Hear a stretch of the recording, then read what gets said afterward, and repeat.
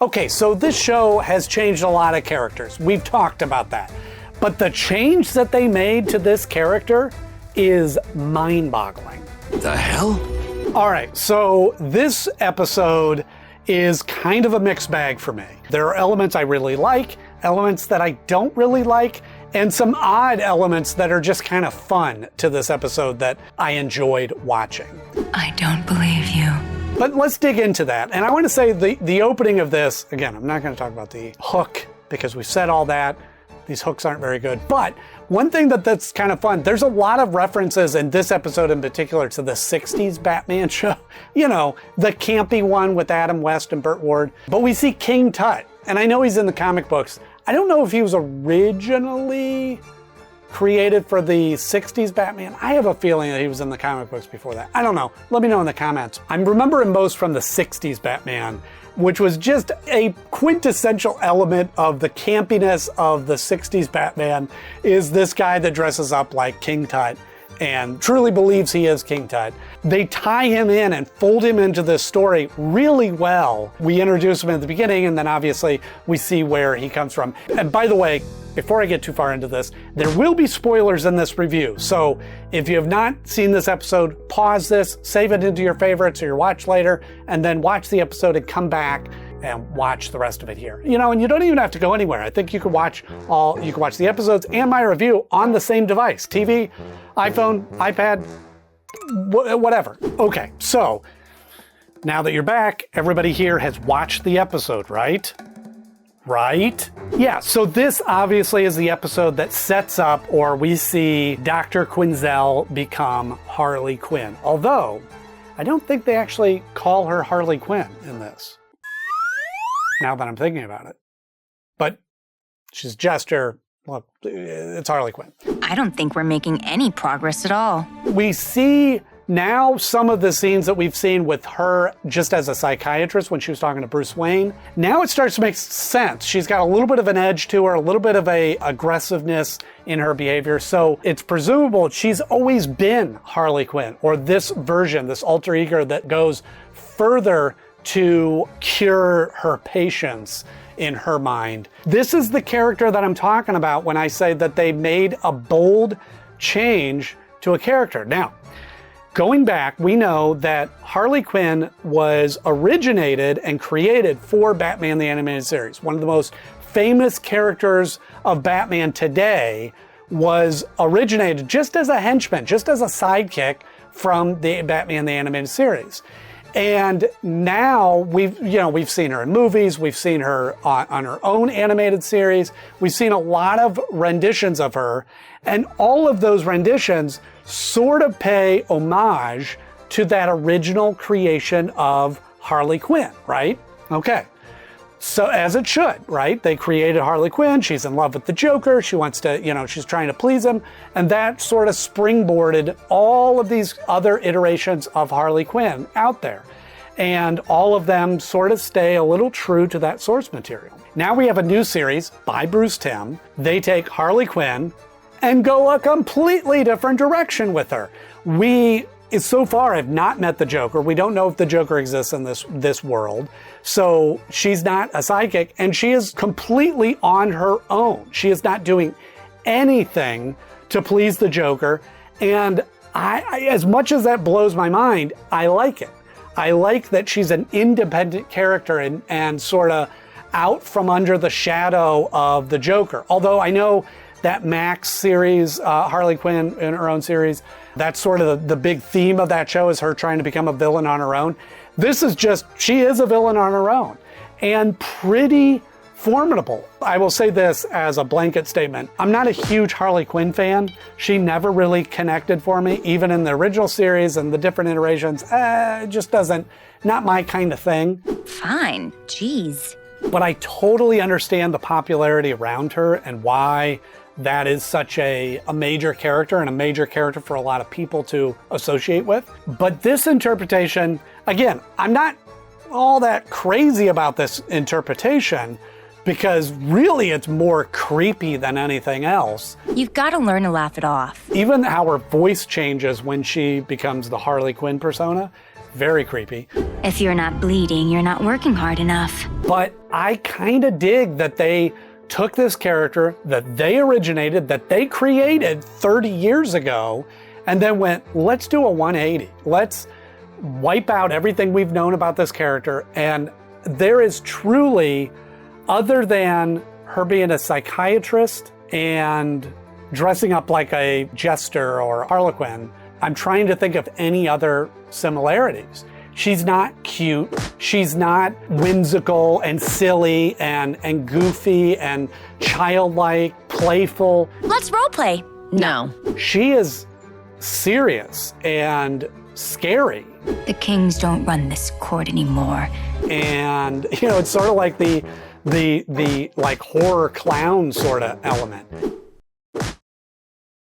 That is a very bold choice. And I don't know, make up your own mind whether you like it or don't. But for me, I'm just not a fan of Harley Quinn, but I'm also not a fan of horror. So I was watching this at night and going, ooh, this is a little creepy. You're frustrated. And that whole sequence in, what does she call it, the playpen or the playroom or whatever, is sort of just what she does to these patients. Now we're getting into the dark elements of the show that we were promised. But at the same time, like, creepy, kind of almost dips its toe in the fetish realm. We got a man baby there. We got this guy getting tickled. That's dark. Now I feel like, you know, progressively the show is getting darker and darker as we go. I'm glad you feel that way. But we have another little callback to the 60s Batman. The Joker, or the clown character, he's not the Joker, but maybe he becomes the Joker. Could that be? I forget what his name is, but he's dressed up in the white clown outfit. Very much a throwback to the 60s Joker when he dresses up like Pagliacci and the opera episode. That might be his first appearance. Certainly in the first season, I think. Maybe, correct me if I'm wrong, but definitely that Joker outfit. Very cool, a little reference there. And they do have another little callback there where she releases the man baby character and goes, oh, you're gonna get your pudding if you do this. And he goes, oh, I like pudding, which I think is a callback to the original Harley Quinn that used to call people pudding. So they're certainly acknowledging the roots here, but without it being like, oh, we're just doing a different interpretation of that. I have more respect for writers and designers when they take something and go a complete 180. Right or wrong, they just like clean the slate and go, here's the fundamentals of this character. Let's rebuild it from the ground up. And that's truly what they did in this. And I think it would be harder to do that with a character you helped create than if it was to go, oh, here's a character that I like and appreciate. Let's do a different interpretation of it. Like Bullock, where it's like, okay, we took this, we did a different version of Bullock, but you see hints of that. He's not here. This is like a Harley Quinn we have never seen before. And to me, it blows my mind that it's with one of their own characters. And maybe that's why. Maybe because they have the license to do that because it's their character. They can do what they want with it, which I think is fun. As much as I'm not a fan of Harley Quinn, I really respect that they made such a bold change to her character. Well, I don't know why that would be. But I do have a bone to pick with that. I get that they needed to use the jester outfit, went a different direction, gold and black versus the red and black. So I like that just design-wise. But why is she a jester? So she makes a reference to the king and like, oh, the king's not in charge of the court anymore. But that was the guy that she was just interviewing or just counseling or whatever that brought in there. It's not like this is a king motif or anything like that.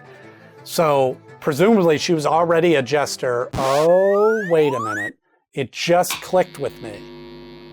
We don't know that she always dresses up like a jester. Whoa. This literally, not in my notes, literally just came to me right now. So she put him in the king outfit. You need to learn how to treat your subjects. And she shows up as a jester to emphasize that point. So we could assume that she shows up dressed as different characters depending on what the theme is or what she's doing. Like maybe it's a school teacher, or maybe it's a mother for the baby, maybe it's, interesting. Very interesting. I don't know, maybe that's the case because they don't, again, correct me if I'm wrong, they don't call her Harley Quinn. I was gonna say, it doesn't make sense why she's Harley Quinn dressed up like a jester, because that made sense when it was like the Joker and the playing cards and Joker from the deck of cards and she's the jester, and that all made sense there in a good Joker themed gang. But yeah, I wonder if that's the case, which opens up some really cool possibilities in the future, but we'll talk about that here in a minute.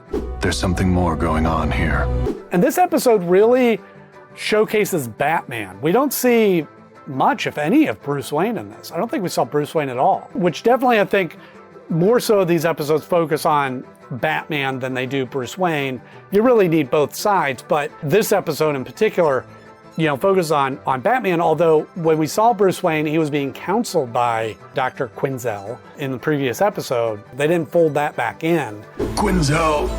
And I also really like, I talked about Alfred before, but I really like how we see Alfred helping Batman solve crimes. And again, I feel like that's a throwback to the 60s Batman, where, Alfred was very much in the Batcave, talking through stuff, working through, solving, coming up with ideas, those sorts of things. And that plays a big influence into this. And the more I think about it, there's a lot of references or influence from the 60s Batman done in a more realistic, non-campy way. And that's fun. I like that. But I don't. As a fan of all iterations of Batman, I like to see a good throwback to the 60s Batman without making fun of it. A lot of people make fun of it. It's fun. It's for what it is. It's wasn't meant to be taken seriously. And so if you watch it as a kind of silly comedy, not even a comedy, just a kind of a comedy, but certainly campy, fun show made for kids, it's enjoyable. Anyway, I digress. What the devil? It's Batman. Here comes the bat gas. The other thing about Harley Quinn in this episode is it's the first villain that we've really seen with outside relationships. Certainly with Montoya and Barbara Gordon, we have kind of this trio there, a little romantic interest with Montoya. And so we see this character with connection to the outside world, a villain, I should say, with a connection to the outside world. This is like tying it into that main cast. This really kind of gives that human side to Dr. Quinzel, and certainly her death, that's not really a death because she calls Montoya, but even that phone call, keeps her attached to these characters, keeps her attached to the real world. I'll look you up when I'm back. It really opens up a lot of possibilities of where she could go. One, what I just discovered as I was doing this review is maybe she changes her theme based on who she's trying to cure or what she's trying to do. And so it leaves it much more ambiguous in that way. And rather than a villain that's just, I always dress up like a jester, maybe she could be anything. That could be unique. That could be fun. Do you have proof of that? But I think that we can see more if we dig into, she's got this relationship with Montoya and going, well, do I want to give up that life to go full into this life of crime? But again, her crimes are meaning to do good. She's meaning to cure these people, but going about it the wrong way, which I think is something that Batman stories has always done well, of breaking that dynamic of, well, here's your heroes, here's your villains, but creating some gray areas. And I see some great opportunities for what they can do to really take Harley Quinn or Dr. Quinzel to the next level. And especially for it to be a character like Harley Quinn that, originated with Batman the Animated Series and Bruce Timm's universe, to see where it goes. And if you want to see my review of the first appearance of Harley Quinn in way back season 1 of Batman the Animated Series, The Joker's Favor, click the link on your screen and I will see you in the next episode.